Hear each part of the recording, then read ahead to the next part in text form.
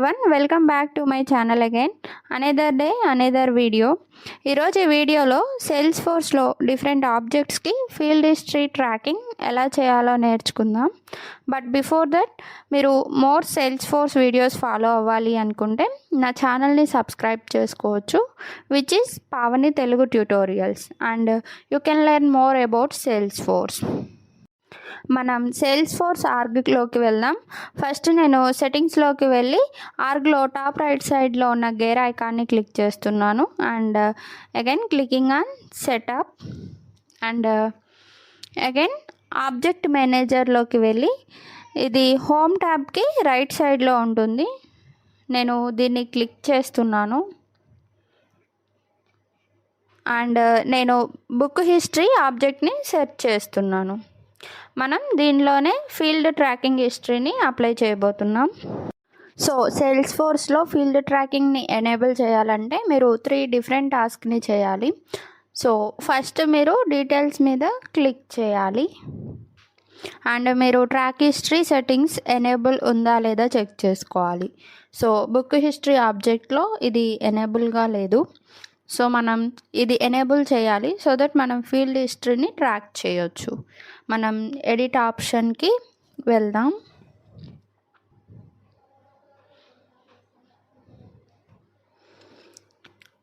And మనం scroll down చేస్తే ఇక్కడ మీరు ఆప్షనల్ ఫీచర్స్ ఆప్షన్ని చూడవచ్చు అండ్ అక్కడ మీరు ట్రాక్ ఫీల్డ్ హిస్టరీ అనే ఆప్షన్ కూడా చూడవచ్చు. మీరు దాన్ని ఎనేబుల్ చేయాలి. మనం దానిపై క్లిక్ చేయాలి. Then I will click on save.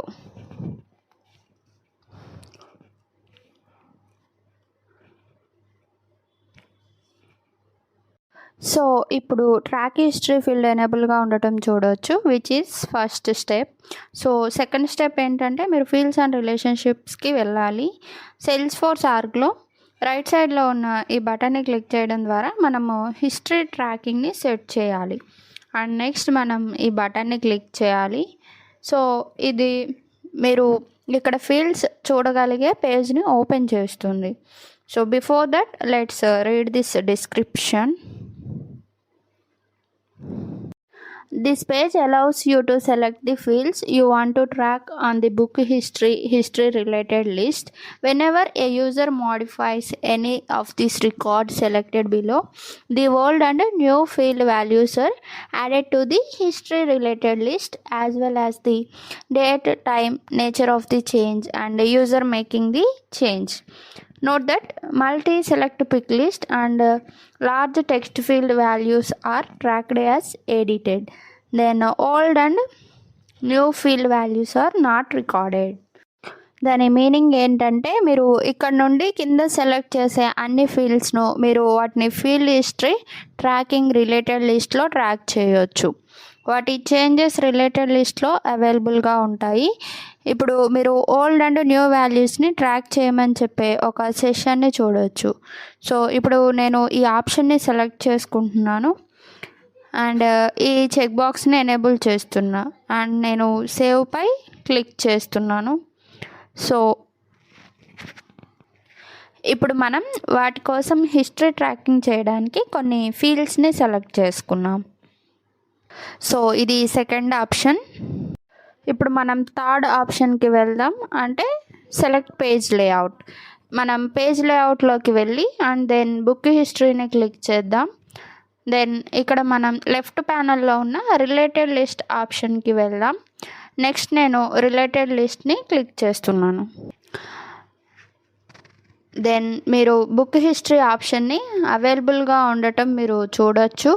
So మనం దీని మీద క్లిక్ చేయాలి అండ్ మనం రిలేటెడ్ లిస్ట్ని ఇక్కడ డ్రాగ్ అండ్ డ్రాప్ చేయాలి.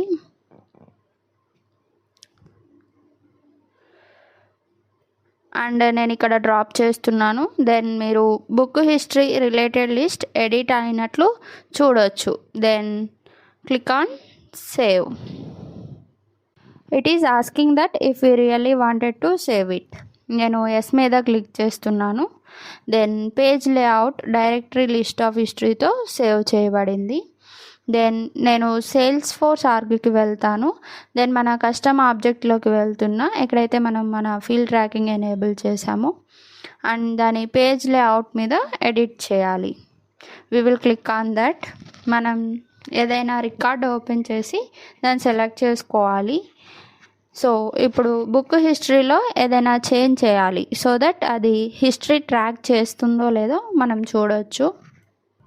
సో ఇక్కడ 3 ఫీల్డ్స్ అవైలబుల్గా ఉన్నాయి. అండ్ మనం రిలేటెడ్ లిస్ట్కి వెళ్తే హిస్టరీ రిలేటెడ్ లిస్ట్ ఇక్కడ యాడ్ చేయబడిందని మీరు చూడవచ్చు. అండ్ ఇప్పుడు దీంట్లో ఏం రికార్డ్స్ లేవు. సో నేను డీటెయిల్స్ మీద క్లిక్ చేస్తున్నాను. బట్ బిఫోర్ దట్ మనం చెక్ చేయాలి అనుకునే ఫీల్డ్స్ ఓపెన్ చేయాలి. Click on fields and relationships. So ఇక్కడ మీరు 3 ఫీల్డ్స్ చూడొచ్చు which will be tracking old and new values. So నేను first book history name change చేస్తున్నాను.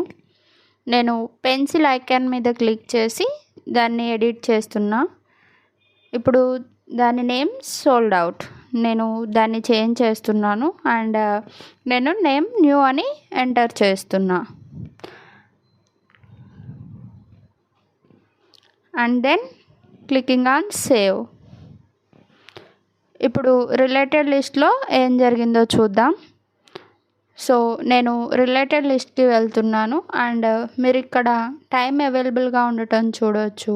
And field also available, changes ఎవరు చేశారు అండ్ యూజర్ నేమ్ కూడా అవైలబుల్గా ఉంది. And original value and new value. For example original value sold out అయితే then ఈ user new వాల్యూకి change అవుతారు విచ్ ఈజ్ న్యూ. సో ఈ విధంగా మన చేంజెస్ ట్రాక్ అవుతాయి. సో ఈ విధంగా మనం హిస్టరీ ట్రాక్ చేసాము. ఇప్పుడు నేను ఏమవుతుందో చూడటానికి ఓనర్ ఫీల్డ్ మాడిఫై చేయాలి అనుకుంటున్నా అండ్ బుక్ హిస్టరీ సబ్జెక్ట్ కూడా. సో నేను ఓనర్ ఫీల్డ్కి వెళ్తాను. నేను ఓనర్ని ఆర్క్ ఫామ్ ఎపిక్గా చేంజ్ చేస్తున్నా అండ్ నేను చేంజ్ ఓనర్ మీద క్లిక్ చేస్తున్నాను.